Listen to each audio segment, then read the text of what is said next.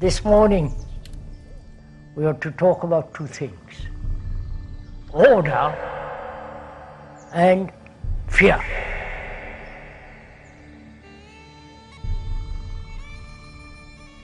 What is order? That word has a great deal of significance. Order from a general to his soldiers, order, ecclesiastic order, monastic order, order in one's house, order in the garden, and so on. That word has extraordinary meaning. We have tried to establish order in society by laws, by authority, by policemen, and so on. Society, the thing in which we are caught, is created by each one of us, by our parents, past generations. And that society is in disorder, confused. That society has almost become immoral. That society is breeding wars. Enormous sums are spent on armaments.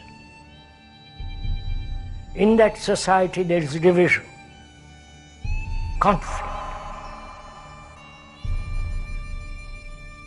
There is the totalitarian society and the so-called democratic society.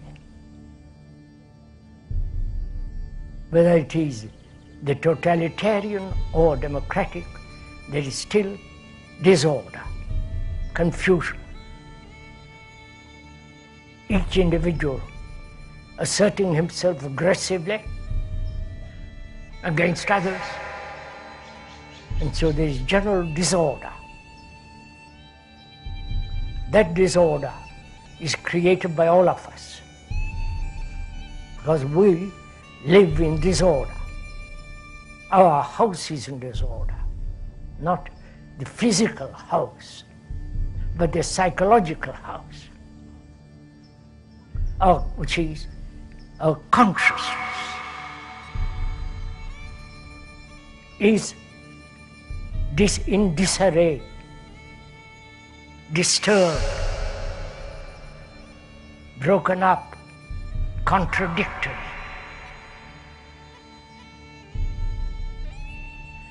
If one may point out, this is not an entertainment,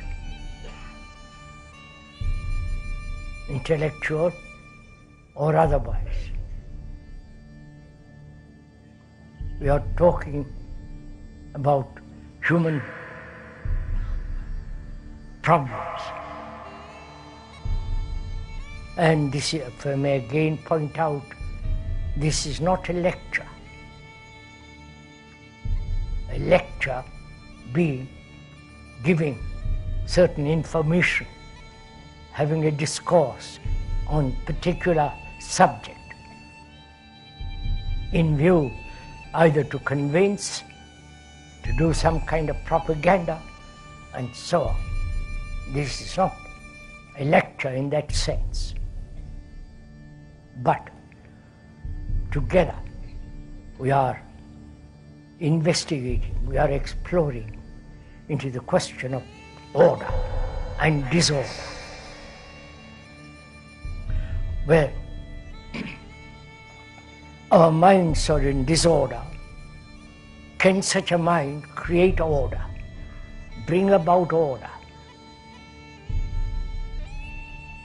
That's the first problem we have to face. Most of us in our daily life are in confusion, uncertain, contradictory, psychologically deeply wounded, psychologically having no right relationship with another, and in that relationship there's contradiction, disorder, disharmony. And so our life, probably from the moment we are born till we die, we live in disorder. One wonders if one is aware of it. We went to the question of what is aware, to be aware, to be conscious, to recognize the fact that one is in disorder. If one is at all aware of that fact, and if one is, do we escape from it, seeking a solution, or accept a pattern of order, a design of order, and therefore conform to a particular norm? Are we aware of all these psychological movements born out of disorder?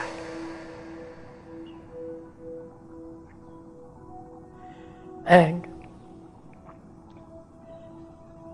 how does this disorder come about? Why, after so many millennia upon millennia, we live psychologically in disorder, and therefore outwardly in disorder? Outwardly, our disorder is expressed in multiple forms, as nationality, division among people, religious divisions, wars, and so on. So, we're asking, is it possible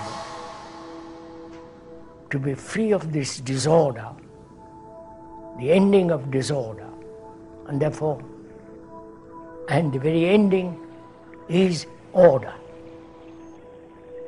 Order is virtue.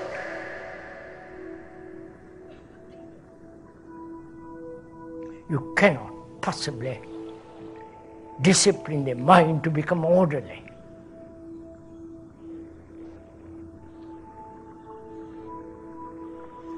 Because the entity who desires order, that entity himself is the result of confusion. And therefore whatever order he creates must bring about disorder. I hope we're all serious this morning. It's not, as we pointed out over and over again, this is a serious affair. Life is becoming so terribly dangerous, uncertain. It's an actuality. And any serious person concerned with the whole problem of living must question all this. How does disorder come about? What is the root of it?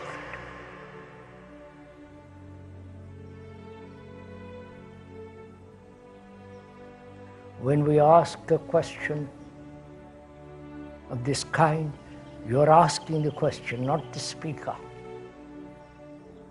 You're asking the question of yourself.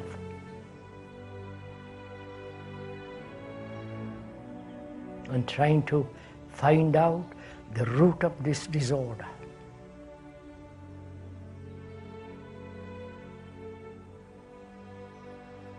Is it desire? Is it very nature and the structure of thought itself is disorder?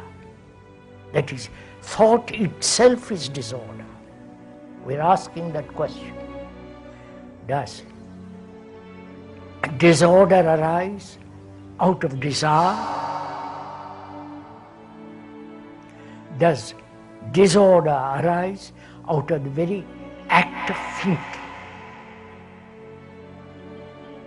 That is thought the source of disorder?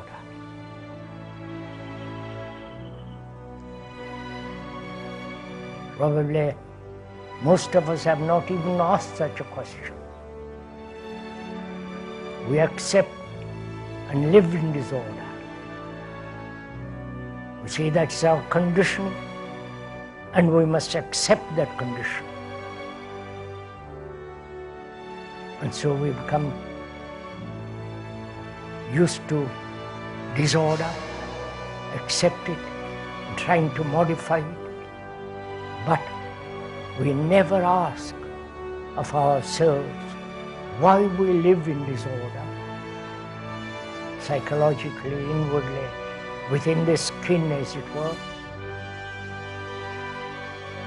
And what is the root of it? The very substance that brings about disorder.